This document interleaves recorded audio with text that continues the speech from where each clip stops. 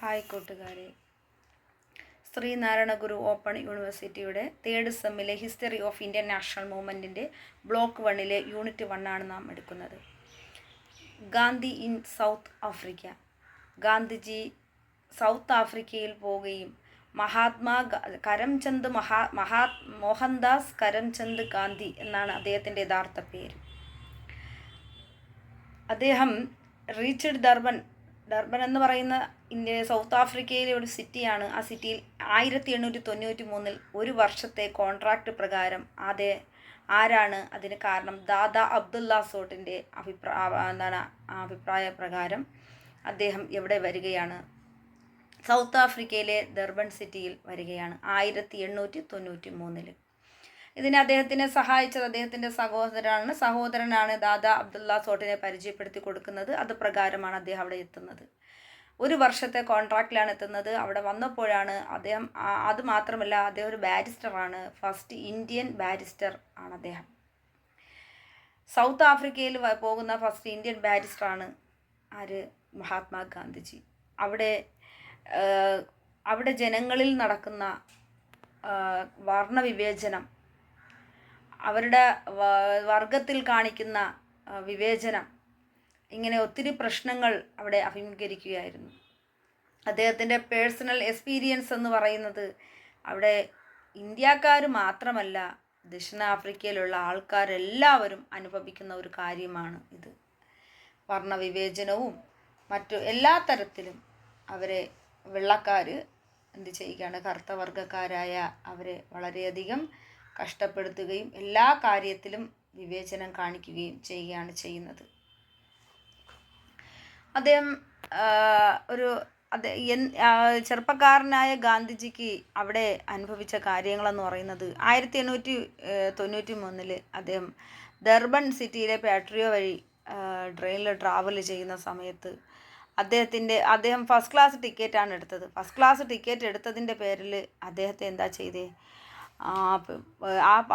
അവിടെ ഉണ്ടായിരുന്ന വെള്ളക്കാരൻ അദ്ദേഹത്തെ പിടിച്ച് തള്ളുകയും ആ കമ്പാർട്ട്മെൻറ്റിൽ നിന്ന് അദ്ദേഹത്തിനെ പുറത്താക്കുകയും, അദ്ദേഹത്തിനെ പിടിച്ച് തള്ളുക മാത്രമല്ല അദ്ദേഹത്തിൻ്റെ സാധനങ്ങളെടുത്ത് വലിച്ചെറിയുകയും ചെയ്തു. ആ സമയത്തെന്ന് പറഞ്ഞാൽ ഭയങ്കരമായ വിന്റർ സീസണും തണുപ്പുമായ ഒരു സമയമായിരുന്നു. അദ്ദേഹത്തിന് ഇതൊന്നും താങ്ങാനാകാത്ത വിധം വേദനകൾ നൽകിയ ഒരു സംഭവമായിരുന്നു. ഈ ജേർണി ഇത് കണ്ടിന്യൂ ചെയ്യുന്ന സമയത്ത് അദ്ദേഹത്തിനെ സഹായിച്ചത് അബ്ദുള്ള ഷേട്ട് എന്ന ഒരു മനുഷ്യനായിരുന്നു. അങ്ങനെ ഇതെല്ലാം മനസ്സിലാക്കി അദ്ദേഹം ഇവിടെ നിൽക്കുകയാണ്. ഈ സമയത്താണ് ഈ ഒരു വർഷത്തേക്ക് അവിടുത്തെ പ്രശ്നങ്ങൾ പരിഹരിക്കുന്നതിന് വേണ്ടി, ഇത് ദക്ഷിണാഫ്രിക്കയിലെ ജീവിത അടിത്തറയും അവകാശ സമരത്തിൻ്റെ വിത്തും പാകലിന് ഒരു കാരണമായി. അദ്ദേഹം അവിടെ ചെന്ന് അവിടുത്തെ ഇന്ത്യക്കാരെ, അവിടുത്തെ ദക്ഷിണാഫ്രിക്കക്കാരെയൊക്കെ ഓരോ കാര്യങ്ങളും മനസ്സിലാക്കിയപ്പോൾ, അബ്ദുള്ളയുടെ കമ്പനിയുടെ കേസ് കഴിഞ്ഞ് ഇന്ത്യയിലേക്ക് മടങ്ങാൻ നിശ്ചയിച്ചിരുന്ന ഗാന്ധിജിയുടെ യാത്ര മാറ്റിവെക്കത്തക്ക വിധത്തിൽ സ്വാധീനം ചെലുത്തിയ ഒരു സംഭവമായിരുന്നു നേറ്റാൾ നിയമസഭയിലേക്ക് പ്രതിനിധികളെ തിരഞ്ഞെടുക്കാൻ ഇന്ത്യക്കാർക്കുള്ള അവകാശം നീക്കിക്കളയുന്നതിനായി നിയമസഭയിൽ അവതരിപ്പിച്ചിരുന്ന ബില്ലിനെക്കുറിച്ചുള്ളതായിരുന്നു ആ വാർത്ത. ഇന്ത്യൻ വോട്ടവകാശം നീക്കിക്കളയുവാൻ തയ്യാറാക്കിയ ബില്ലിനെക്കുറിച്ചുള്ള പത്രവാർത്ത കണ്ട് യാത്രയയപ്പ് വേളയിൽ ഗാന്ധിജി അബ്ദുള്ള സോട്ടിനോട് പറഞ്ഞത് ഇങ്ങനെയാണ്: നമ്മുടെ ശവപ്പെട്ടിയിൽ മേൽ തറയ്ക്കുന്ന ആദ്യത്തെ ആണിയാണിതെന്ന്. യാത്രയയപ്പ് നല്ല സൽക്കാരത്തിനിടയ്ക്ക് ഇന്ത്യൻ വോട്ടവകാശ നിഷേധ ബില്ലിനെക്കുറിച്ചുള്ള ഗാന്ധിജിയുടെ അഭിപ്രായങ്ങൾ ശ്രവിച്ചവർ, ഒരു മാസം കൂടി താമസിച്ചാൽ നിങ്ങൾ പറയുന്നത് പോലെ ഞങ്ങൾ സമരം ചെയ്യാമെന്ന് ഗാന്ധിജിയോട് ആവശ്യപ്പെടുകയും അദ്ദേഹത്തെ നിർബന്ധിക്കുകയും ചെയ്തു. അങ്ങനെ ഈശ്വരൻ ദക്ഷിണാഫ്രിക്കയിലെ എൻ്റെ ജീവിതത്തിൻ്റെ അടിത്തറ പാകുകയും ഇന്ത്യക്കാരുടെ ആത്മാഭിമാനത്തിന് വേണ്ടിയുള്ള സമരത്തിൻ്റെ വിത്ത് വിതയ്ക്കുകയും ചെയ്തു എന്ന് ഗാന്ധിജി അദ്ദേഹത്തിൻ്റെ സത്യാന്വേഷണ പരീക്ഷണങ്ങളിൽ കൂടി പറയുന്നുണ്ട്. അബ്ദുള്ള കമ്പനിയുടെ കേസ് കഴിഞ്ഞ് ഇന്ത്യയിലേക്ക് മടങ്ങാൻ തയ്യാറായ ഗാന്ധിജിക്ക് നൽകിയ യാത്രയയപ്പ് സൽക്കാരത്തിനിടയ്ക്ക് ഇന്ത്യൻ വോട്ടവകാശ നിഷേധ ബില്ലിനെക്കുറിച്ചുള്ള ചർച്ച നടന്നതും തുടർന്ന് അതിനെതിരായുള്ള സമരത്തിന് നേതൃത്വം നൽകാൻ ഗാന്ധിജിയെ എല്ലാവരും നിർബന്ധിച്ചതും കപ്പൽ യാത്ര ഗാന്ധിജി മാറ്റിവെച്ചതുമായ സന്ദർഭങ്ങളാണ്.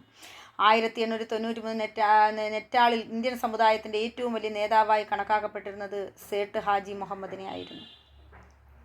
അദ്ദേഹം വോട്ടവകാശ നിഷേധ ബില്ലിനെ എതിർക്കാൻ പ്രമേയം പാസ്സാക്കിയതെല്ലാം അബ്ദുള്ള സോട്ടിൻ്റെ വീട്ടിലായിരുന്നു. 1893 നേറ്റാളിൽ വോട്ടവകാശ നിഷേധ ബില്ലിനെ എതിർക്കാൻ വേണ്ടി ഗാന്ധിജിയുടെ നേതൃത്വത്തിൽ കൂടി ഇന്ത്യക്കാരുടെ ആദ്യ യോഗവും സോട്ട് ഹാജി മുഹമ്മദ് ആയിരുന്നു.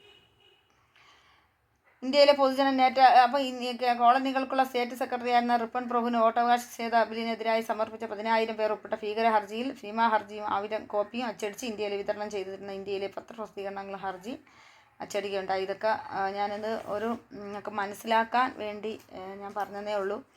അത്രയും ത്യാഗങ്ങൾ അദ്ദേഹം അവിടെ സഹിച്ചു എന്നുള്ളതാണ്. അദ്ദേഹം സഹിച്ചു എന്നുള്ളതിനേക്കാളേറെ അവിടെയുള്ള ജനങ്ങൾ സഹിച്ചു എന്നുള്ളതാണ്. ഗാന്ധിജി പിട്ടോറിയയിലുള്ള ഇന്ത്യക്കാരുടെ സമ്മേളനം വിളിച്ചു കൂട്ടിയതും അതുപോലെ തന്നെ ഗാന്ധിജി നടത്തിയ ആദ്യ പൊതുപ്രസംഗത്തിൽ അദ്ദേഹം പറഞ്ഞ കുറച്ച് കാര്യങ്ങളെന്ന് പറയുന്നത് കച്ചവടത്തിൽ കാണിക്കേണ്ട സത്യസന്ധത ഉണ്ടായിരിക്കണം, ശുചിത്വത്തിൻ്റെ പ്രാധാന്യം, ജാതി മത പ്രാദേശിക വ്യത്യാസങ്ങൾ മറക്കേണ്ടതിൻ്റെ ആവശ്യകതയുണ്ട്, ദക്ഷിണാഫ്രിക്കയിൽ കുടിയേറി പാർക്കുന്ന ഇന്ത്യക്കാരുടെ അവകാശ സംരക്ഷണത്തിനായുള്ള സംഘടന രൂപീകരണത്തിൻ്റെ പ്രാധാന്യവുമുണ്ട്. അപ്പോൾ ഇതൊക്കെ ആണ് അദ്ദേഹത്തിൻ്റെ സേവന പ്രവർത്തനങ്ങൾ. അദ്ദേഹം അവിടെയുള്ള ആൾക്കാരെ ഇംഗ്ലീഷ് പഠിപ്പിച്ചു എന്നുള്ളതാണ്. ശൂരകനായ മുസ്ലിമിനെയും ഗുമസ്തനായ മുസ്ലിമിനെയും കച്ചവടക്കാരനായ ഹിന്ദുവിനെയും അദ്ദേഹം എന്ത് ചെയ്തു, ഇംഗ്ലീഷ് പഠിപ്പിച്ചു. വിക്ടോറിയയിലെ ആദ്യകാല അനുഭവങ്ങളും മൂലം അദ്ദേഹം എന്ത് ചെയ്യുന്നു, അവഹേളനത്തിന് തുടർച്ചയായിരുന്നു എന്നുള്ളത്. ഒരു ദിവസം പ്രസിഡന്റ് സ്ട്രീറ്റിലെ നടപ്പാതയിലൂടെ നടക്കുകയായിരുന്ന ഗാന്ധിജിയെ ഒരു പാറാവുകാരൻ യാതൊരു മുന്നറിയിപ്പും നൽകാതെ കിരാതമായ വർണ്ണവിവേചന നിയമത്തിൻ്റെ ബലത്തിൽ തള്ളി ചവിട്ടി തെരുവിലേക്ക് ഇടുകയാണ് ചെയ്തത്. അപ്പോൾ അബ്ദുള്ള സോട്ടിൻ്റെ കമ്പനിയുടെ ഗ്യാസ് ഒത്തുതീർപ്പാക്കി നടത്തിയ പരിശ്രമത്തിൽ കണ്ടെത്തിയ അദ്ദേഹത്തിന് സത്യം മനസ്സിലായി. വക്കീലിൻ്റെ യഥാർത്ഥ ജോലി അകന്നുപോയ കക്ഷികളെ യോജിപ്പിക്കുക എന്ന് തന്നെയാണെന്ന് മനസ്സിലായി. അങ്ങനെ അദ്ദേഹം എന്ത് ചെയ്തു, പരിപൂർണമായി തന്നെ ഈ സൗത്ത് ആഫ്രിക്കയിലെ പ്രശ്നങ്ങൾ പരിഹരിക്കുകയും അവിടെയുള്ള ആൾക്കാർക്ക് സൗത്ത് ആഫ്രിക്കയിലെ ജനങ്ങൾക്ക് ഒരു discrimination against Indian still government passed Indian relief act അദ്ദേഹം പാസ്സാക്കുകയും 1914 പാസ്സാക്കുകയും ചെയ്തതിന് ശേഷം അവിടെയുള്ള ജനങ്ങൾക്ക് വോട്ടിടാനും മറ്റുള്ള എല്ലാ കാര്യങ്ങൾക്കും ലെജിസ്ലേറ്റീവിൽ പങ്കെടുക്കാനും ഒക്കെ ഉള്ള എല്ലാം ഉണ്ടാക്കിയതിന് ശേഷം അദ്ദേഹം എന്ത് ചെയ്തു, നമ്മുടെ ഇന്ത്യയിലേക്ക് തിരിച്ചു വരികയാണ്. 1915 ജനുവരി 9 ഗാന്ധിജി ഇന്ത്യയിൽ തിരിച്ചു വരുന്നു. അപ്പോൾ അതിനു മുമ്പ് അവിടുത്തെ ഈ സൗത്ത് ആഫ്രിക്കയിൽ നടന്ന പൊളിറ്റിക്കൽ ആക്ടിവിറ്റീസുകളിലും എല്ലാത്തിലും അദ്ദേഹം പങ്കെടുക്കുകയും സൗത്ത് ആഫ്രിക്കയിലെ 1906 ഈ മോഡറേറ്റ് സ്ട്രഗിൾ അവിടെ ഉണ്ടായിരുന്നു. മോഡറേറ്റുമായിട്ടുള്ള സ്ട്രഗിൾ അവിടെ ഉണ്ടായിരുന്നു. അപ്പോൾ ഈ സ്ട്രഗിളുകളെല്ലാം അത് 2 ഫേസായിട്ടാണ് അവിടെ സംഭവം നടക്കുന്നത്. അതുപോലെ 2 ഫേസുകൾ അദ്ദേഹം അവിടെ കൊണ്ടുവന്നു. അത് സൗത്ത് ആഫ്രിക്കയിൽ 2 ഫേസുകൾ, മോഡറേറ്റ് ആൻഡ് ഗാന്ധിയൻ ഫേസ്. അതിൽ Gandhian method struggle was called the moderate phase. പിന്നെ അദ്ദേഹം കൊണ്ടുവന്നത് ദ ഫസ്റ്റ് ഫേസ് അതാണ്, മോഡറേറ്റ് ഫേസ് ആണ്. സെക്കൻഡ് ഫേസ് എന്ന് പറയുന്നത് passive resistance of civil disobedience. അപ്പോൾ ഈ ഫേസുകൾ കൊണ്ടുവന്നാണ് ശരിക്കും അദ്ദേഹം അവിടെ മോഡറേറ്റ് ഫേസ്. ഇതിലെ പോയിൻ്റ് ഇത്രയേ ഉള്ളൂ, 2 ഫേസ് അദ്ദേഹം കൊണ്ടുവന്നു അവിടെ സൗത്ത് ആഫ്രിക്കയിൽ. ഒന്ന് മോഡറേറ്റ് ആൻഡ് ഗാന്ധിയൻ ഫേസ്, മറ്റൊന്ന് വെച്ചാൽ ഡിസൊബീഡിയൻസ് ഫേസാണ് അദ്ദേഹം കൊണ്ടുവന്നത്, സിവിൽ ഡിസൊബീഡിയൻസ്. അപ്പം ഒന്നാമത്തെ മോഡറേറ്റ് ഫേസ് ഗാന്ധിയൻ ഫേസ് എന്ന് പറഞ്ഞാൽ ഗാന്ധിജിയുടെ നോൺ വയലൻസും അങ്ങനെ ഗാന്ധി മെത്തേഡ്സിലുള്ള കാര്യങ്ങളാണ് മോഡറേറ്റ് ഫേസിൽ ഉണ്ടായിരുന്നത്. അപ്പോൾ സൗത്ത് ആഫ്രിക്കയിലെ ജനങ്ങളെ അതിൽ കൂടി ഫോളോ ചെയ്ത് കൊണ്ടുവന്നാണ് അവരുടെ പെറ്റീഷനും മെമ്മോറിയൽസും ഒക്കെ അതിൽ സ്റ്റേജിലെത്തിക്കുന്നത്. സെക്കൻഡ് ഫേസിലെന്ന് പറയുന്നത് നോൺ വയലൻസ് സിവിൽ ഡിസൊബീഡിയൻസ് ആണ് അദ്ദേഹം കൊണ്ടുവന്നത്. അതിൽ സ്ട്രഗിൾ അതിലെന്ന് പറയുമ്പോഴത്തേക്ക് സ്ട്രഗിളൊക്കെ ഉണ്ടെങ്കിലും അത് നോൺ വയലൻസ് മെത്തേഡിലാണ് ഡിസൊബീഡിയൻസ് മൂവ്മെൻറ്റ് കൊണ്ടുവന്നത്. അതും സക്സസ് ആയി.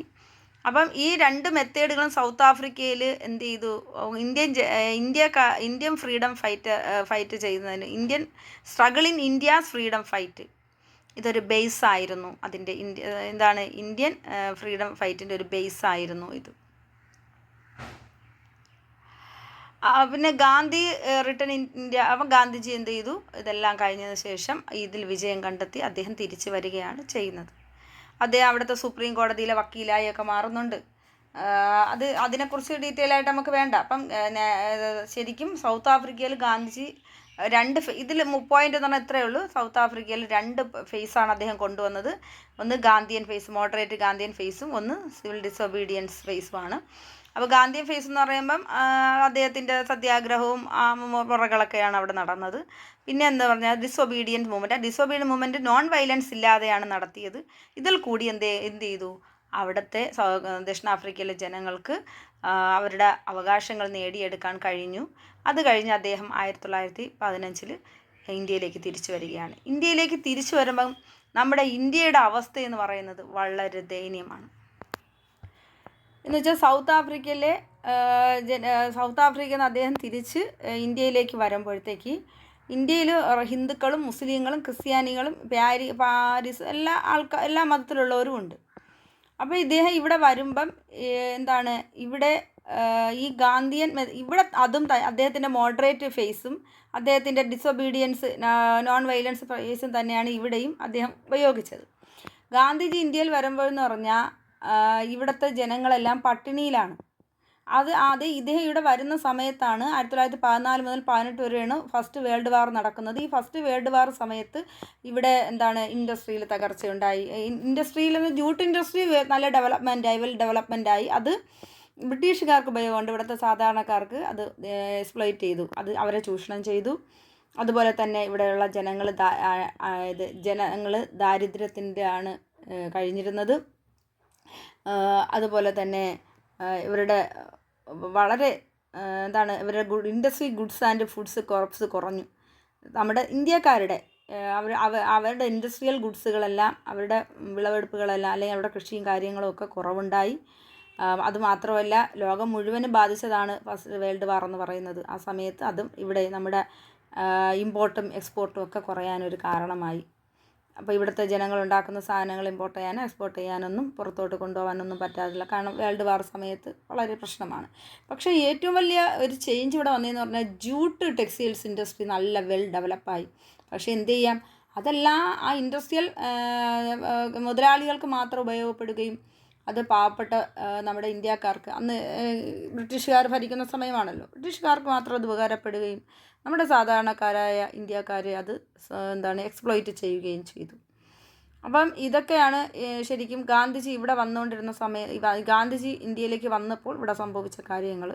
ഇൻഡസ്ട്രിയിൽ ബ്രിട്ടീഷുകാർക്ക് നേട്ടമുണ്ടായി, എക്സ്പോർട്ട് ഇമ്പോർട്ടില്ല, ദാരിദ്ര്യമാണ് ഇവിടുത്തെ ജനങ്ങൾക്കുള്ളത്. അവരെ വർക്കേഴ്സിനെ ഈ ബ്രിട്ടീഷുകാർ ചൂഷണം ചെയ്യുകയൊക്കെയാണ് ചെയ്യുന്നത്. ഈ കാഴ്ചയും കണ്ടുകൊണ്ടാണ് ഗാന്ധിജി ഇവിടെ വരുന്നത്. അടുത്തത് ഗാന്ധി ഹിസ് എക്സ്പീരിയൻസ് ഇന്ത്യ. ഗാന്ധിജിയുടെ ഇന്ത്യയുടെ എക്സ്പീരിയൻസ് എന്ന് പറയുന്നത്, ഇവിടുത്തെ ജനങ്ങൾ politics studied limitations Gandhi return India in January. അപ്പോൾ 1915 ജനുവരി 9 ഗാന്ധിജി നമ്മുടെ ഇന്ത്യയിൽ തിരിച്ചു വരികയാണ്. സൗത്ത് ആഫ്രിക്കയിലെ പ്രശ്നങ്ങളെല്ലാം പരിഹരിച്ചിട്ട് അദ്ദേഹം ഇവിടെ തിരിച്ചു വരികയാണ്. അതോടുകൂടിയാണ് അദ്ദേഹത്തിന് എല്ലാവരും അറിയപ്പെടുന്നത്. അദ്ദേഹം വന്നിട്ട് എന്ത് ചെയ്തു, അദ്ദേഹത്തിൻ്റെ രാഷ്ട്രീയ ഗുരുവായ ഗോപാലകൃഷ്ണ ഗോഖലെ പോയി കണ്ട് അദ്ദേഹത്തിൻ്റെ അഭിപ്രായങ്ങളൊക്കെ വാങ്ങിച്ചുകൊണ്ട് അദ്ദേഹം ആൾ ഇന്ത്യ ടൂർ എന്ന് പറയുന്ന travel around the country, all India tour movement അദ്ദേഹം ഒരു ഇത് സ്ഥാപിക്കുകയും അതിനെക്കുറിച്ച് എന്തിനാണ് അത് അദ്ദേഹം സ്ഥാപിച്ചതെന്ന് വെച്ചാൽ നമ്മുടെ ഇന്ത്യ മുഴുവനും സഞ്ചരിച്ചുകൊണ്ട് അവിടുത്തെ എല്ലാ ആൾക്കാരുടെയും പ്രശ്നങ്ങൾ പഠിച്ചിട്ട് അവർക്ക് എന്താണ് പരിഹാരം ചെയ്തു കൊടുക്കാൻ പറ്റുക, അതിനു വേണ്ടിയാണ് അദ്ദേഹം മുന്നോട്ട് പോയത്. അങ്ങനെ അദ്ദേഹം എന്ത് ചെയ്തു, സബർമതിയിൽ അദ്ദേഹം അഹമ്മദാബാദ് സബർമതിയിൽ അത് ഒരു ആശ്രമം നിർമ്മിക്കുകയും ആ സമയത്താണ് 1916 ഹോം റൂൾ പ്രസ്ഥാനം ഇവിടെ കൊണ്ടുവരുന്നത്. അതായത് ആനി ബസന്റിൻ്റെയും ബാലഗംഗാധര തിലകൻ്റെയൊക്കെ നേതൃത്വത്തിൽ ഹോം റൂൾ പ്രസ്ഥാനം കൊണ്ടുവരും. ഈ ഹോം റൂൾ പ്രസ്ഥാനത്തിൽ ഒത്തിരി ഇന്ത്യക്കാർ ഇൻവോൾവ് ചെയ്തു. ഹോം റൂൾ എന്ന് വെച്ചാൽ നമ്മുടെ രാജ്യത്തിൻ്റെ ഭരണമാണ് അവിടെ ഉദ്ദേശിക്കുന്നത്, സ്വയം ഭരണം, അതാണ് ഹോം റൂൾ ഭരണം എന്ന് ഉദ്ദേശിക്കുന്നത്. അത് ആനി ബസൻ്റെ നേതൃത്വത്തിൽ ആനി ബസൻ്റ് ആരാണെന്ന് വെച്ചാൽ നമ്മുടെ ഇന്ത്യയുടെ ആദ്യത്തെ ഇന്ത്യൻ നാഷണൽ കോൺഗ്രസിൻ്റെ വനിതാ പ്രസിഡൻ്റായി വന്ന ആളാണ് ആനി ബസൻ്റ്. ഇന്ത്യക്കാരി ആരാണെന്ന് ചോദിച്ചാൽ സരോജിനി നായിഡു, പിന്നെ അത് കഴിഞ്ഞ് അത് കഴിഞ്ഞൊക്കെയാണ് ഇന്ദിരാഗാന്ധിയും സോണിയാഗാന്ധിയും മറ്റുള്ളവരൊക്കെ വന്നത്. 5 വനിതകളാണ് ഇന്ത്യൻ നാഷണൽ കോൺഗ്രസ്സിൽ പ്രസിഡൻ്റായിരുന്നിട്ടുള്ളൂ. അതിൽ ആദ്യം വിദേശിയായ ഇന്ത്യക്കാരിയാണ് ആനി ബസൻ്റ്. രണ്ടാമതാണ് നമ്മുടെ ഇന്ത്യക്കാരിയും വാനമ്പാടിയുമായ സരോജിനി നായിഡു ഇരുന്നത്. അപ്പം ഗാന്ധിജി അഹമ്മദാബാദിൽ ആശ്രമം നിർമ്മിച്ചു, ജനങ്ങൾക്ക് വേണ്ടിയുള്ള പ്രവർത്തനങ്ങൾ അതുവഴി ചെയ്തു. ഹോം റൂൾ പ്രസ്ഥാനത്തിൽ കൂടി പ്രവർത്തനം നടന്നു. ഈ രണ്ട് രീതിയിലും കൂടെ ഇന്ത്യയെ സംരക്ഷിക്കുന്നതിനുള്ള പ്രവർത്തനങ്ങൾ നടക്കുകയുണ്ടായി. അങ്ങനെ ഇദ്ദേഹം ഫോളോ ചെയ്ത് കൊണ്ടുവന്ന കുറച്ച് മെത്തേഡ്സുകളാണ് സത്യാഗ്രഹ, അങ്ങനെ ഉള്ള മെത്തേഡ്സുകൾ, അഹിംസ, സത്യാഗ്രഹ. ഇതിൽ കൂടിയാണ് ശരിക്കും സൗത്ത് ആഫ്രിക്കയിൽ വിജയം കണ്ടത് അവിടുത്തെ പ്രശ്നം. അപ്പോൾ ഇന്ത്യയിലും ഇതിൽ കൂടി തന്നെ പ്രശ്നത്തിന് പരിഹാരം കാണാം എന്ന് ഗാന്ധിജി വിശ്വസിച്ചിരുന്നു. അത് പ്രകാരം ആണ് 1917-18 കാലഘട്ടത്തിൽ 3 സ്ട്രഗിളുകളാണ് ഇവിടെ നടന്നത്. ഒന്ന് ചമ്പാരൻ സത്യാഗ്രഹ ബീഹാറിലും, പിന്നെ അഹമ്മദാബാദ് മിൽ സമരം 1918 അഹമ്മദാബാദിൽ ഗുജറാത്തിലാണ് നടന്നത്. കേദാ സത്യാഗ്രഹം 1918 അതും ഗുജറാത്തിലാണ് നടക്കുന്നത്. എന്താണ് ചമ്പാരൻ സത്യാഗ്രഹം എന്ന് നോക്കാം. ചമ്പാരൻ സത്യാഗ്രഹം വെരി വെരി ഇമ്പോർട്ടൻ്റ് ആണ്. കാരണം ഗാന്ധിജി ഇന്ത്യയിൽ ആദ്യമായി നടത്തിയ ഒരു സത്യാഗ്രഹം ഏതാണെന്ന് ചോദിച്ചാൽ അത് ചമ്പാരൻ സത്യാഗ്രഹമാണ്.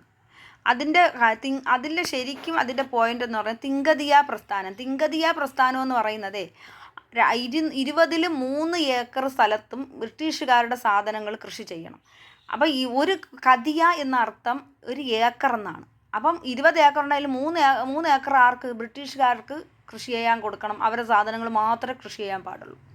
അപ്പോൾ ഇൻഡിഗോ കൃഷിയാണ് ആ സമയത്ത് ഇവർ പ്രചാരത്തിൽ കൊണ്ടുവന്നത്. അതുകൊണ്ട് ആ ഇൻഡിഗോ കൃഷി കൊണ്ടുവന്നത് കൊണ്ട് അപ്പോൾ തിങ്കതിയ പ്രസ്ഥാനം എന്താണെന്ന് ചോദിച്ചാൽ 20-3 ഭാഗം ഇത് ബ്രിട്ടീഷുകാർക്ക് കൃഷിക്കായി നൽകി അവരിൽ കൃഷി ചെയ്ത് ഈ പാവപ്പെട്ട കൃഷിക്കാർ അവർക്ക് അതിൻ്റെ ആദായം കൊടുക്കണം. അതിന് ഇൻഡിഗോ തന്നെ ചെയ്യുകയും വേണം. ഇതിനെയാണ് അത് ഒരു 20 ഏക്കറിൽ 3 ഏക്കർ. അപ്പം ഒരു കതിയ എന്ന് പറഞ്ഞാൽ അർത്ഥം ഒരു ഏക്കർ എന്നാണ്. ഇതിനെയാണ് തിങ്കതിയ പ്രസ്ഥാനം എന്ന് പറയുന്നത്. അപ്പം ഈ ജനങ്ങൾ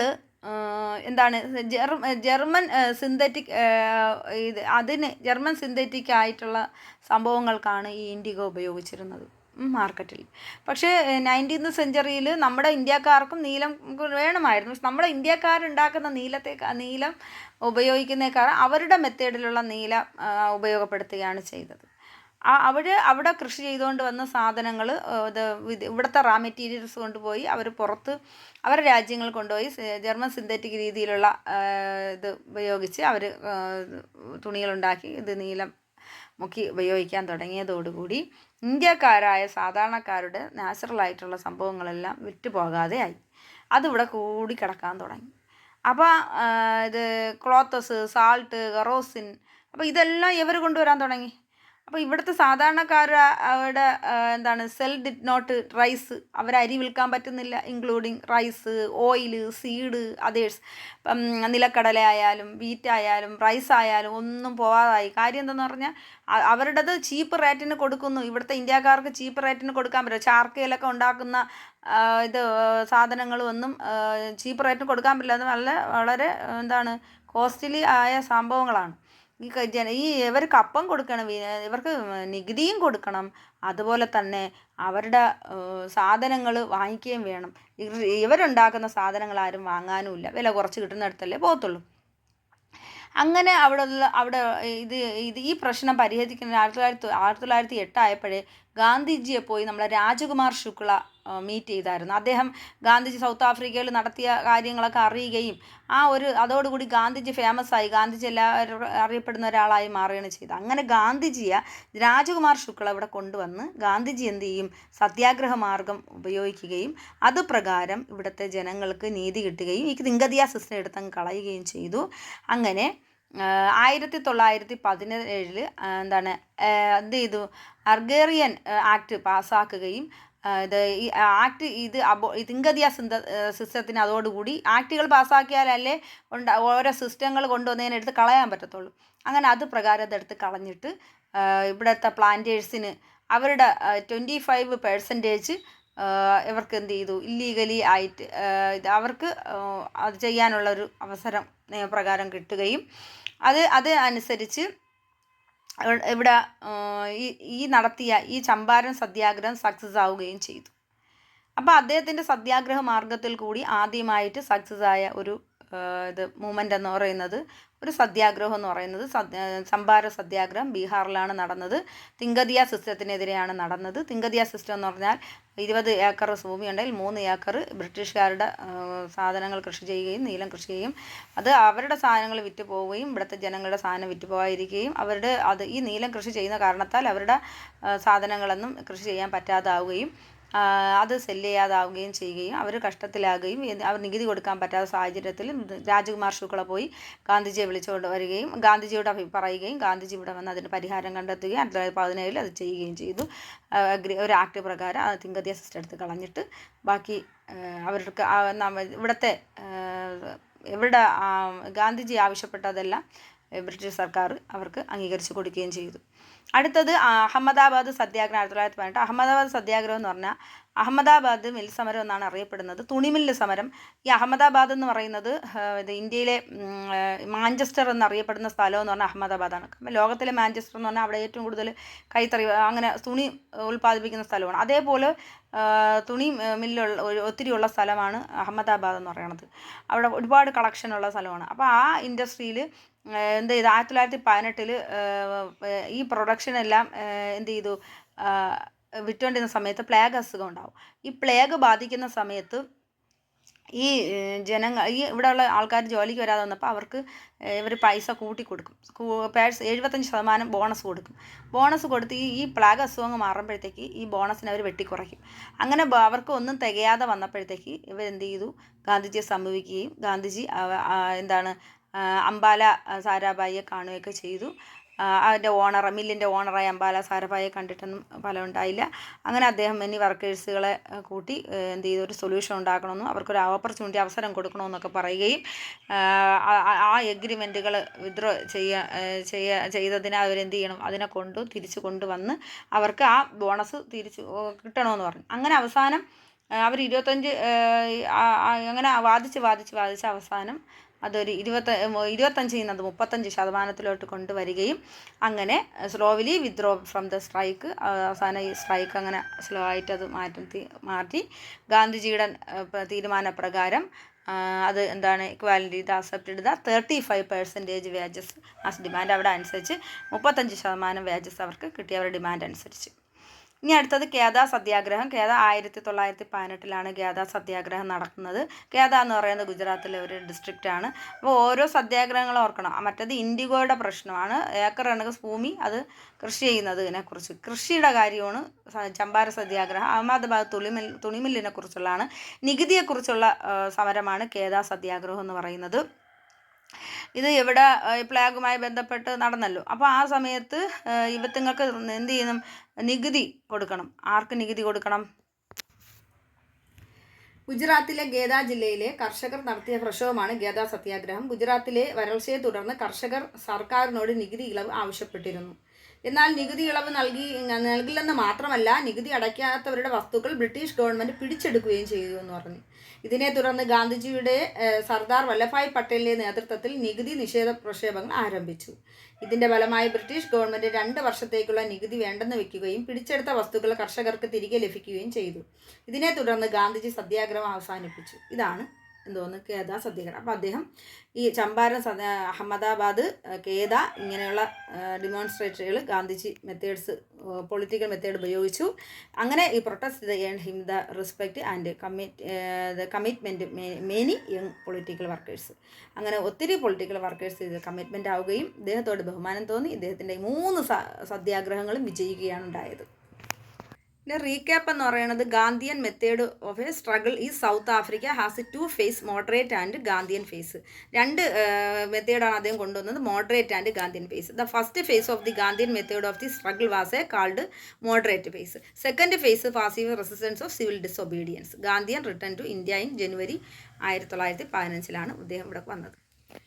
അതുപോലെ ഇൻവോൾവ് ദ 3 സിഗ്നിഫിക്കൻറ്റ് സ്ട്രഗിൾ. എന്തൊക്കെയാണ്? ചമ്പാരൻ ബീഹാറിൽ, കേദ സത്യ ഗുജറാത്തിൽ ആൻഡ് അഹമ്മദാബാദ് സത്യാഗ്രഹം ഗുജറാത്തിൽ. Champaran satyagraha was against the forceful indigo cultivation the system Tinkathia system പ്രകാരം ഇൻഡിഗോ കൾട്ടിവേഷൻ ചെയ്യുന്നതിനെതിരെ നടത്തിയ ഒരു സത്യാഗ്രഹമാണ് ചമ്പാരൻ സത്യാഗ്രഹം. The British government appointed the commission inquiry and passed the Champaran Satyagraha Act in 1917. ഇതിന് ഈ ചമ്പാര സത്യാഗ്രഹത്തിൻ്റെ ആക്ട് കൊണ്ടുവന്നത്, ഇതിനു വേണ്ടി പാസ്സാക്കി, ചമ്പാര സത്യാഗ്രഹം വിജയിക്കാൻ പാസ്സാക്കിയത്. The Ahmedabad satyagraha was against the distress textiles workers Ahmedabad. Textile വർക്കേഴ്സിന് വേണ്ടിയുള്ള സമരമായിരുന്നു Ahmedabad. Kheda satyagraha against distress present due to the plague സമയത്തുണ്ടായ പ്രശ്നങ്ങൾ കാരണം ഇവർക്ക് നാശനഷ്ടങ്ങൾ ഉണ്ടാകുകയും അവർ നികുതി കൊടുക്കാൻ നിർബന്ധരാകുകയും ചെയ്തു. ആ നികുതിയിൽ ഇളവ് നൽകുന്നതിനായിട്ടുള്ള ഒരു സമരമായിരുന്നു കേദ സത്യാഗ്രഹം. When and where did Gandhi arrive in Africa? എപ്പോഴാണ് ഗാന്ധി വന്നതെന്നാണ്. 1893 ഡർബണിലാണ് ഗാന്ധിജി ചെന്നത്, സൗത്ത് ആഫ്രിക്കയിൽ. What was is a initial phase of the struggle called? അദ്ദേഹത്തിൻ്റെ ആദ്യത്തെ സ്ട്രഗിളിനെ പറയുന്ന ആ ഫേസിനെ പറയുന്ന പേര് മോഡറേറ്റ് ഫേസ് എന്നാണ്. When did the second phase of the struggle in Africa begin? രണ്ടാമത്തത് 1906 രണ്ടാമത്തെ ഫേസ് തുടക്കമിട്ടത്. What was the method used in the second phase in South Africa? Passive resistance or civil disobedience ആണ് രണ്ടാമത്തെ ഫേസിലുള്ളത്. What was the method used the second phase എന്ന് പറയുന്നത് എന്താണ്? Passive resistance of civil disobedience. When did Gandhi return to India? Gandhiji തിരിച്ച് ഇന്ത്യയിൽ വന്നത് ജനുവരി 1915, 9 ജനുവരി 1915. അന്ന് പ്രവാസി ദിനമെന്നാണ് ജനുവരി 9 അറിയപ്പെടുന്നത്. പ്രവാസി ദിനം ജനുവരി 9. ഗാന്ധിജി സൗത്ത് ആഫ്രിക്കയിൽ നിന്ന് ഇന്ത്യയിൽ വന്ന ആ ദിവസത്തിൻ്റെ ഓർമ്മയ്ക്കായിട്ടാണ് ഈ ജനുവരി 9 പ്രവാസി ദിനമായി ആഘോഷിക്കുന്നത്. Which was the most popular method of the struggle used by Gandhi in India? എന്ന് വെച്ചാൽ സത്യാഗ്രഹമാണ് ഗാന്ധി ഇന്ത്യയിൽ ഉപയോഗിച്ച മെത്തേഡ്, മോസ്റ്റ് പോപ്പുലറായ മെത്തേഡ് എന്ന് പറയുന്നത്. Where did Gandhi set up his ashram? എവിടെയാണ് ഗാന്ധി ആശ്രമം സെറ്റപ്പ് ചെയ്തത്? അത് സബർമതി, അഹമ്മദാബാദിലാണ്. Which are the 3 significant satyagraha Gandhi? ഗാന്ധിയുടെ സത്യാഗ്രഹ ഏതൊക്കെയായിരുന്നു എന്ന് വെച്ചാൽ ചമ്പാരനും കേദ സത്യാഗ്രഹവും, അത് ചമ്പാരൻ ബീഹാറിലാണെന്നും കേദ സത്യാഗ്രഹം ഗുജറാത്തിലും, അഹമ്മദാബാദ് മിൽ സമരം സത്യാഗ്രഹം ഗുജറാത്തിലാണ്.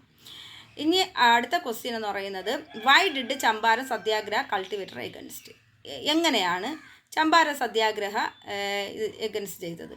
Against the Tinkathia system. Tinkathia സിസ്റ്റമാണ് ഈ ചമ്പാരൻ സത്യാഗ്രഹത്തിന് കാരണമായത്. What is the Tinkathia system? എന്താണ് Tinkathia system? Facing the cultivation to cultivate indigo 20/3 of their holding.